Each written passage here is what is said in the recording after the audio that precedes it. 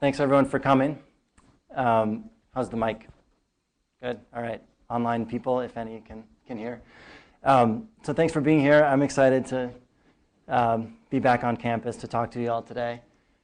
And today I'd like to address the question, will humanity's growing appetite leave any land left over for nature? And I focus on our growing appetite because agriculture is by far humanity's largest land use. We've already plowed an area roughly the size of South America, and that area is growing larger every year.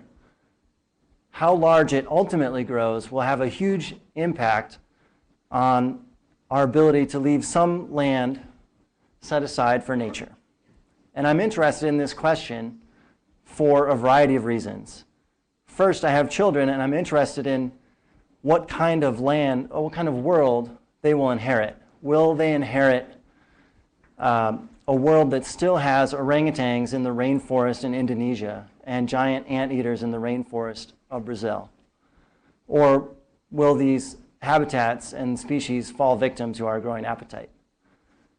But I'm also interested in this because I've chosen to dedicate my life to working on conservation, and I want to know, am I just rearranging the deck chairs on the Titanic?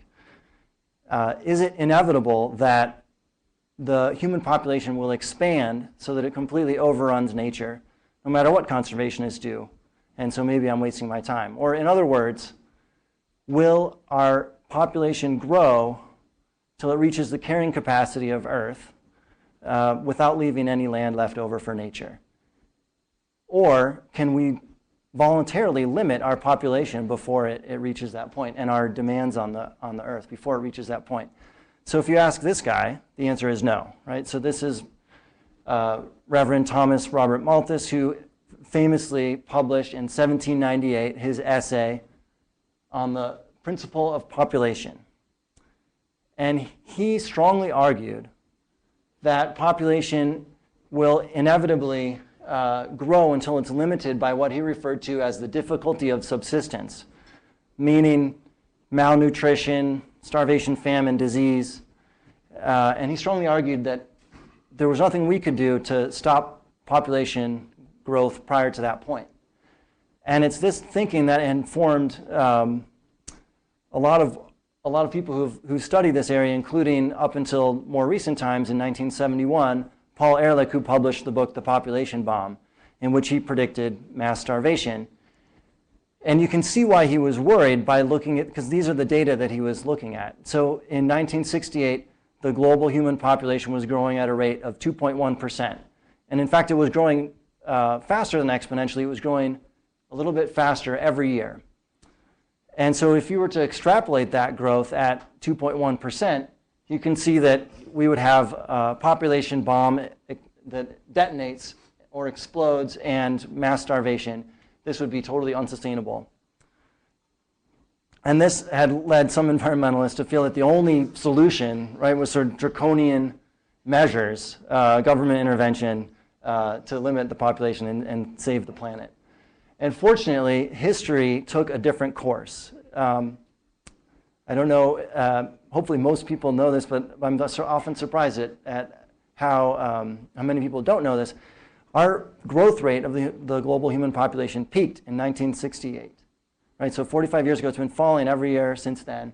And in fact, the number of people added to the planet every year peaked in 1988, and it's been going down since then. And so this is actually now what the world looks like. There's large portions of the globe, almost half the people live in countries that are at or near or below replacement fertility. And so we have large areas of the world, Europe, Russia, Japan, Australia, where their birth rate is less than replacement. And these are societies that have flaunted Malthus. They have voluntarily reduced their population growth rate below down to replacement. So they've limited their growth rate without disease and famine being the primary causes. And so where did Malthus go wrong? Right? So he had this hypothesis, and it seems like he was wrong. So let's see. He had two clearly stated assumptions. First, that food is necessary to the existence of man. Okay, no argument there. We need food. Second is the passion between the sexes is necessary. I don't want to argue that. But then he went on to say that will remain nearly in its present state. And this is where Malthus got it wrong. Because modern contraception means that we can have the passion between the sexes without necessarily resulting in reproduction. And that is what has happened in large portions of the globe. And I hope that's what will be able to happen in the rest of the globe so that we don't have the population bomb. And so it's instructive, I think, to understand for those places where we've had this success in limiting our population, what the factors are. And I think most people sort of intuitively have a sense of this. In countries that are richer, so each dot here shows a different country, and this is a snapshot from the year 2009. In countries that are richer, the total fertility, which is the total number of children a woman has in her lifetime on average in the country, has fallen dramatically. It's much lower in the wealthier countries. And this is not just true in the snapshot, but over time, as countries become wealthier, their birth rates have fallen. And there's a wide range of reasons why this is true. There's decreased mortality. There's urbanization, where people move from the farm to the cities, where children are an economic burden rather than cheap farm labor. And there's increased access to contraception. But there's perhaps one other explanation that is maybe even more important, is that educating girls reduces fertility. And this is, again, a snapshot from 2009 with different countries. And you can see the countries that have girls that are finishing high school have much lower fertility than ones that aren't as successful at educating their girls. And this is not just a correlation. There's been field studies that have really documented this. So, for example, in sub-Saharan Africa, when they go on an interview girls and ask them about their women and ask them about their desired family size, those that have completed high school have on average a desired family size 2.3 children fewer than those that have no education. And it's not just their desires that have changed, but it's their ability to achieve those that has changed, so that girls who have completed high school have on average 1.4 fewer unintended births than those with no education. So, so it changes their aspirations and their ability to reach them by educating girls and providing them with economic opportunity. So we know it is possible for human population to limit itself without disease and famine, and we've seen it in large parts of the world. And so if we extrapolate and project forward, and many of you may have seen this is from the United Nations global population projections, which are the human population hits around 9 billion at mid-century and levels off around 10 billion. We can see that it is possible in the foreseeable future for the global population actually to stop growing. And it's not just the United Nations, but others that have projected, and we don't obviously have a crystal ball and know exactly how what the trajectory of human population will be going forward. But this shows some plausible ranges, and the plausible ranges are, from less than 9 to 11 billion roughly. So depending on how successful we are at extrapolating those successes in some parts of the country that have successfully limited their population to Africa and the Middle East and places that still have high fertility rates, will be in that 9 to 11 billion range. So we have a rough idea of how many people there will be. And so then the next question is, how much cropland will those people require? Or, in other words, how much will they eat? And it turns out that wealthier people eat more. So the food demand is higher in countries that are wealthier, and each of these dots represents a country, and this is data going back to 1961, and there's a strong relationship between total food demand and our measure of wealth, per capita GDP. And the good news is, well, it goes up, obviously, as people become wealthier, but the good news is that it levels off. So no matter how rich you are, there's only so much you can eat, basically. And so we can, if we know how wealthy a population is, we can have a pretty good idea of what the food demand will be of that population. And it merits saying a little bit more about this measure of food demand. This is in kilocalories per person per day. This is data from the United Nations Food and Agriculture Organization, where they look at how much food is produced in a country and then look at imports and exports and changes in stocks and come up with the total amount that's consumed in that country. And it covers all different kinds of food, from crops to livestock to seafood. So it's exactly what we want, which is an aggregate measure of overall demand for food. And it would include some, losses and waste, but it looks at the actual demand for food. And so if we know how many people there are, and then we know roughly how wealthy they'll be, and I'll bore you the details, but I did economic projections for 13 regions of the world to look at per capita growth multiplied by population and summed it up to get a total demand for food to project forward. And this is based on the United Nations median projection here. But over the course of the century, we expect roughly a doubling in demand for food. And so given the total demand for food, the next question is, how much cropland will that take? And that could be a very complex thing to figure out, because take something as simple as a hot dog. You've got wheat that goes into the bun, but then there's also cropland that is used to produce grain, like corn, to feed to the pig, which goes into the hot dog. And so if you were to try to calculate all these pathways for every country in the world, it'd be quite complicated and hard to know if you were doing an accurate job. So instead, a much simpler approach that I've taken is to look at the relationship between the aggregate food demand over time and cropland over time, and let history be our guide. And so using this ratio, we have this estimate of global cropland yield. And it's not in bushels per acre, but it's a measure of food production per cropland. And so this is what it looks like over time. We have data going back from 1961, and you can see that this yield has gone up. And what does this really mean? Well, basically in 1961, we had about 1 hectare that was feeding 2.3 people. And because crop yields have gone up and our food system has become more efficient, now 1 hectare is feeding about 4.4 people, and it's feeding them better. So to project going forward the amount of cropland, we need to understand this yield and how it's likely to change. So the simplest thing to do is to project outwards. And a